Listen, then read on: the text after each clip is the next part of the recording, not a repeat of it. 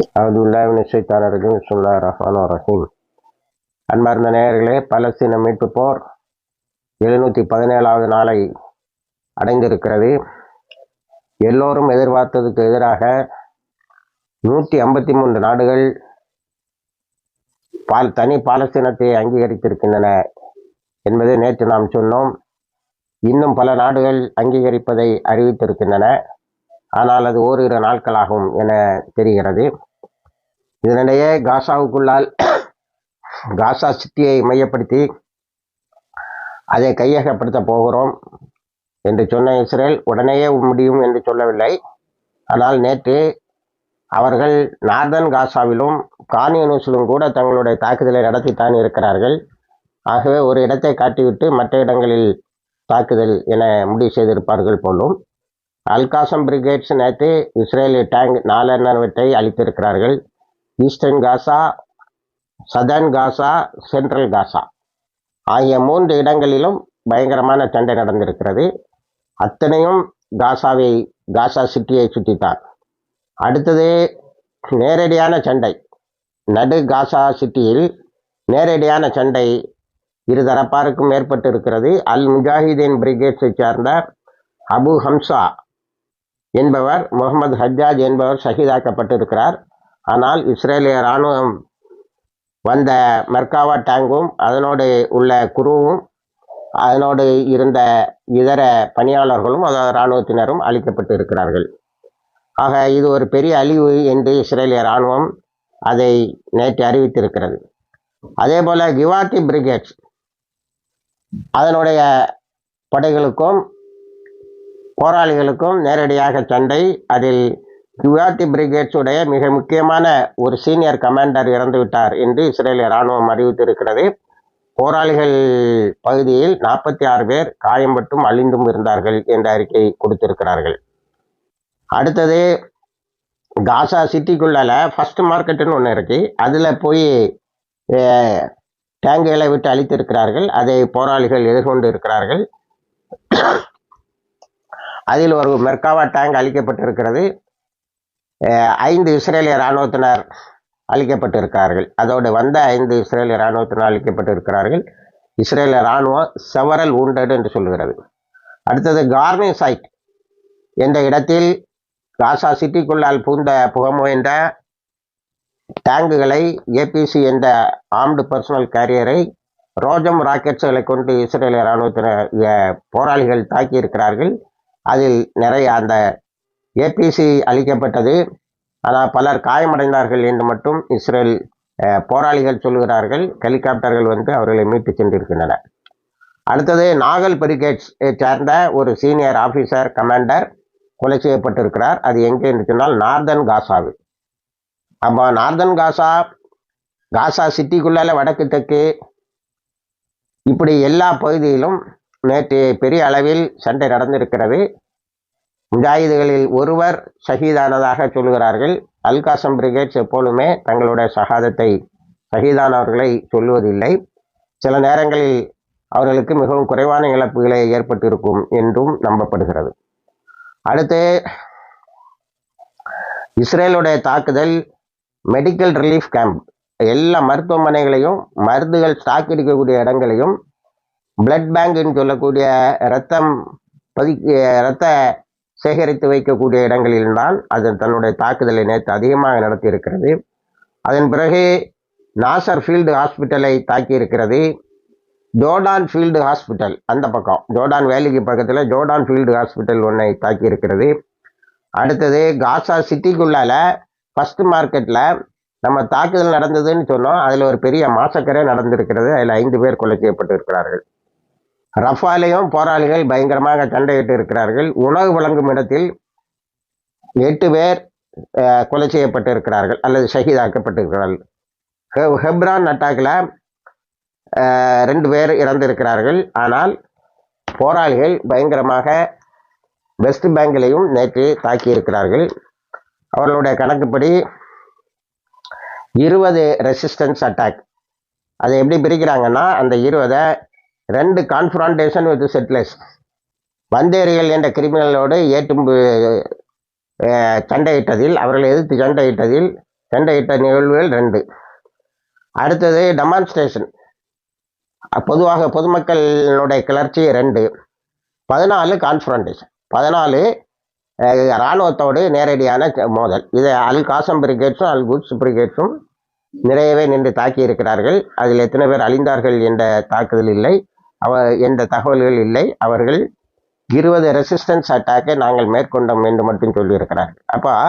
இப்போ காசாக்கு ஈக்குவலாக மேக்கரையிலும் சண்டை நடக்கிறது என்பதை நாம் தெரிந்து கொள்ள முடியும்.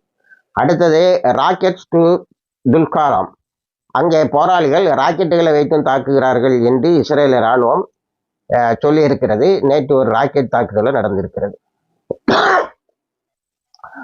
அடுத்து ஜெனின் பட்டாலியன் பயங்கரமாக சண்டையிட்டு இருக்கிறது. விரக்தி வயப்பட்ட இஸ்ரேல் இராணுவம் அங்கே 2 அப்பாவி இளைஞன் ஒருவனை சுட்டுக் கொண்டிருக்கிறது. அடுத்தது ஜெனின் பட்டாலியன் செட்டில்மெண்ட்டோடு பயங்கரமான சண்டை போட்டதில் முதல்ல வீடுகளில் இருந்து காலி பண்ணுங்க, உங்கள் சொத்துக்கள் உங்கள் வீடுகள்லாம் எங்களுக்கு சொந்தம்னு சொல்லி பல வீடுகளில் கதவுகளை தட்டி உடைத்து கொண்டிருந்த இஸ்ரேலிய இராணுவத்தினர் ஜெனின் பட்டாலியன் வந்தவுடன் அடித்து நிமித்திருக்காங்க, ஓடி போயிட்டாங்க. ஆக இப்படி நித்திய கண்டம் தான் அவங்களுக்கு. நாளைக்கே அதே வீடுகளை காலி பண்ணுங்கன்னு சொல்லுவான், இவங்க அடிப்பாங்க, ஓடி போவாங்க. அந்த வாழ்க்கை எப்படி இருக்குங்கிறத நம்ம அதில் கணக்கு பார்த்துக்கொள்ள முடிகிறது. அடுத்தது பாலஸ்தீன அத்தாரிட்டி, அந்த முனாஃபிக் என்ன தெரியுமா செய்திருக்கான், அவனை நியூயார்க்கு உள்ளாலே விடல. ஐக்கிய நாடுகள் சபையில் பாலஸ்தீன மக்களுடைய பிரதிநிதியாக இவனை தான் பார்க்குறாங்க. இவனை இப்போ ஐக்கிய நாடுகள் சபையில் எல்லாரும் பேசி கொண்டு இருக்கிறார்கள், இவனை பேச அலோவ் பண்ணலை. இவன் போய் ஏதோ ஒரு கான்ஃபரன்ஸில் இருந்துட்டு போராளிகளை கண்டித்து பேசுகிறான். முட்டா பயில இப்போ வெஸ்ட் பேங்கில் என்ன நடக்குன்னு உனக்கு தெரிஞ்சா, நீ உண்மையிலே தெரிந்திருந்தால் இன்னும் இஸ்ரேலினுடைய கால்களை நக்கி கொண்டு இருக்க மாட்டாய். அடுத்தது அல் காசம் பிரிகேட்ஸுடைய ராமல்லா பட்டாலியன் நேற்று பல இடங்களை தாக்கி இருக்கிறார்கள். அதில் சப்தா மர்ஹூபா என்ற இடத்தில் இஸ்ரேலினுடைய இராணுவ கிட்டங்கி ஒன்றை கொளுத்தி விட்டு இருக்கிறார்கள். அதே போல் அதனுடைய அப்சர்வேஷன் பாயிண்ட், அதனுடைய வேவு பார்க்கும் நிலை ஒன்றையும் கொளுத்தி இருக்கிறார்கள். ஹூத்திஸுக்கு வந்தால் நேற்று ஹூத்திஸோடைய தாக்குதல் தான் மிகப்பெரிய அளவில் உலக செய்திகளை பிடித்தது. இலியாட்டில் பயங்கரமான தாக்குதல். இஸ்ரேலுடைய கணக்குப்படி 22 பேர் காயமடைந்தார்கள். அதாவது காசால அந்த ஜனாசாவை அடுக்கி வச்சிருக்கிறத பார்க்குறோம். நேற்று இஸ்ரேலில் கிலியாட்டில் கொஞ்சம் ஜனாசாக்கள் அடுக்கி வைத்திருந்ததை பார்த்தோம். இது ஹூத்திஸ் என்ன சொல்லியிருக்காங்கன்னா, நாங்கள் அவங்கள சிவிலியனை அட்டாக் பண்ணணும்னு போடலை, ஆனால் நாங்கள் அனுப்பின ட்ரோன் இன்டர்செப்ஷனுக்கு எவாய்டு பண்ணும்போது அது முறிஞ்சு விழுந்ததில் சிவிலியன் ஏரியாவில் விழுந்துட்டுன்னு சொல்லியிருக்காங்க. அது பெரிய, ஆனால் அது ஹூத்திஸுடைய மிக சாதுரியமான ஒரு தாக்குதல் என்று பொதுவான ஊடகங்கள் சொல்லுகின்றன, இராணுவ நோக்கர்களும் சொல்லுகிறார்கள். அடுத்தது இந்த இன்னொரு 7-8 ட்ரோன்களை ஹூத்திஸ் அனுப்பியிருக்காங்க. அது எதையுமே இன்டர்செப்ட் பண்ண முடியல. இஸ்ரேலிய இராணுவத்தை கேட்டிருக்காங்க, என்னடா பண்ணிட்டு இருக்கிறீங்க அப்படின்னு. இஸ்ரேலிய இராணுவ நோக்கர்கள் கேட்குறார்கள். இஸ்ரேலிய இராணுவம் சொல்லுகிறது, அதெல்லாம் ரொம்ப குறைவான ஆல்டிடியூட்டில் பறக்கிறாங்க, அதனால் அதை நம்ம இன்டர்செப்ட் பண்ணுறது முடியலைன்னு. எதையும் இன்டர்செப்ட் பண்ண முடியலைங்கிறது தான் இதுவரைக்கும் உள்ள தகவல். அடுத்தது கல்ஃப் ஆஃப் ஏடனில் ஒரு இஸ்ரேலுக்கு போய்கொண்டு இருந்த ஒரு கப்பலை பயங்கரமாக தாக்கி இருக்கிறார்கள். அந்த கப்பல் மூழ்கும் நிலையில் இருக்கிறது.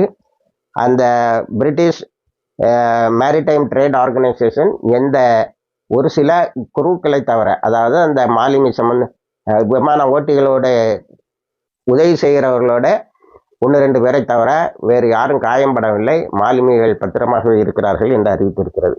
இப்போ ஹூத்திஸோடைய தாக்குதல் மிகவும் பெரிய அளவில் நடந்து கொண்டே இருக்கிறது. நேற்றும் மேக்கரையை தாக்கி இருக்கிறார்கள். ஜெருசலத்திலையும் நாளைக்கு வெள்ளிக்கிழமையில் அன்னைக்கே ஜெருசலத்தினுடைய பல பகுதிகளையும் தாக்க தொடங்கினால் இந்த செட்லர்ஸ் நாளைக்கு தொலை போகிறவங்களுக்கு குறைவான தொந்தரவு கொடுப்பான், ஆனால் குறைவான அளவே தொந்தரவு கொடுக்க முடியும் என்பது அவர்களுடைய ஒரு யுக்தி.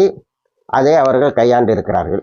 அடுத்தது ஐக்கிய நாடுகள் சபையில் இப்போ அந்த உரைகள் நடக்குது பாருங்க. அதில் கம்போடியன் பிரசிடென்ட் என்ன சொல்லியிருக்காருன்னா, தண்டிக்கிறேன், உன்னை தண்டிக்கிறோம், வரலாறு பதில் சொல்லும், இந்த மாதிரி வார்த்தைகள்லாம் வேண்டாம். ஒரு இன்டர்நேஷ்னல் ஆர்மியை நம்ம கிரியேட் பண்ணுவோம். இன்டர்நேஷனல் அதாவது சர்வதேச பெரும்படையை உருவாக்கி இஸ்ரேலை தடுத்து நிறுத்த வேண்டும். அதுதான் ஒரே வழி என்று சொல்லியிருக்கிறார். அதே சப்போர்ட் பண்ணி இந்தோனேஷியாவோட பிரைம் மினிஸ்டர், நான் ஒரு 20,000 பேரை தரேன், அல்லது அதை விட அதிகமான படைகளை வேண்டுமானாலும் தருகிறேன், நாங்கள் அந்த அதில் உள்ள சுமையின் ஒரு பெரும் பகுதியை ஏற்றுக்கொள்ள தயாராக இருக்கிறோம், ஒரு இன்டர்நேஷனல் ஆர்மி அல்லாமல் இஸ்ரேலை நாம் தடுக்க முடியாது என்று சொல்லியிருக்கிறார்கள். அதே மாதிரி ஸ்பெயினும் அதைத்தான் சொல்லியிருக்கிறது. ஸ்பெயினில் ஆம்ஸ்டர்டாம் ஸ்பெயின் முழுமையாக ஆர்ம்ஸ், அதாவது ஆயுதங்களை இஸ்ரேலுக்கு கொடுப்பதை நிறுத்திவிட்டது. எல்லா விதமான பேனையும் போட்டுடுது. ஸ்பெயின் ரொம்ப முன்னணியிலே நிற்கிறது. சவுத் ஆப்பிரிக்கா கூட சேர்ந்து கேசல நடத்தினது நாம் அறிவோம். அதே மாதிரி ஜெர்மனியில் நேற்று கெயில்ங்கிற ஒரு பெரிய நகரில் பாலஸ்தீன மக்களுக்கு ஆதரவாக ஒரு பெரிய போராட்டம் நடத்தியிருக்கிறது. அதை ஆர்கனைஸ் பண்ணது பாலஸ்தீனியன் அரப் கிளப். பாலஸ்தீன மக்கள் உலகத்தில் எந்த பகுதியில் இருந்தாலும் அவர்கள் தங்களுடைய சகோதரர்களுக்காக, பாலஸ்தீன சகோதரர்களுக்காக சில பல ஏற்பாடுகளை செய்யாமல் இல்லை. அதில் பல நாடுகளுடைய இதை நாம் இந்த காணொலியில் சொல்லியிருக்கிறோம். அதில் கெயிலில் நேற்று நடந்த அந்த போராட்டம் மிகப்பெரிய போராட்டமாக தெரிகிறது. அதை ஆர்கனைஸ் பண்ணது பாலஸ்தீனியன் அரப் கிளப். அடுத்தது நாம் ஆம்ஸ்டர்டாம் ஃபுட்பால் கிளப்ல இருந்து இஸ்ரேலை நீக்கி வைத்து இருக்கிறார்கள். இதெல்லாம் மிக முக்கியமான இடத்தை பெறுகின்றன. காரணம் என்னவென்று சொன்னால், அந்த இஸ்ரேலினுடைய பாய்காட் எல்லா பகுதிகளிலும், ஒரு வாழ்க்கையின் எல்லா துறைகளிலும், விளையாட்டு, பொருளாதாரம், சமுதாயம், இப்படி எல்லா துறைகளிலும் இஸ்ரேல் ஒதுக்கி வைக்கப்படுகிறது என்பது மிகவும் முக்கியமான ஒரு தகவலாகும். ஆக ஒரு சர்வதேச ஆர்மி இந்தோனேசியாவும் கம்போடியாவும் சொல்வது போல தொடங்கப்பட்டால் தான் ஐக்கிய நாடுகள் சபைக்கு பலம் பெறும். அதனுடைய திட்டங்களை, அதனுடைய தீர்ப்புகளை அது செயல்படுத்த முடியும் என்பது நேற்று பெரிய அளவில் மேலோங்கி நிற்கிறது. அதே போல் அமெரிக்காவின் திமிரையும் அடக்க வேண்டுமானால் ஒரு சர்வதேச படை தேவைப்படும் என்று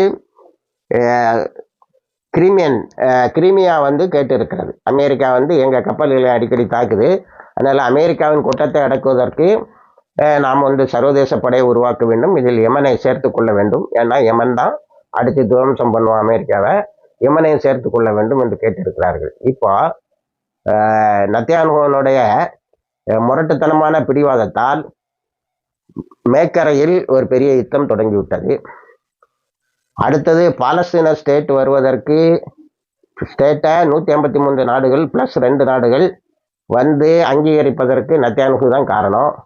இப்படி எல்லா திசையிலும் நத்தியான்ஹுவை காரணம் காட்டி ஒரு சர்வதேச எழுச்சி ஏற்பட்டுவதில் முக்கிய கட்டம் இந்த சர்வதேச இராணுவத்தை ஏற்பாடு செய்வது. அது ஏற்பாடு செய்யப்பட்டு விட்டால் இந்த பல நாடுகளுடைய, அதாவது இஸ்ரேல், அமெரிக்கா போன்ற நாடுகளுடைய குற்றங்கள் அடக்கப்படும். இணைந்திருங்கள். எல்லா தகவலும் தருகிறோம். வாழ்கிறதவானால்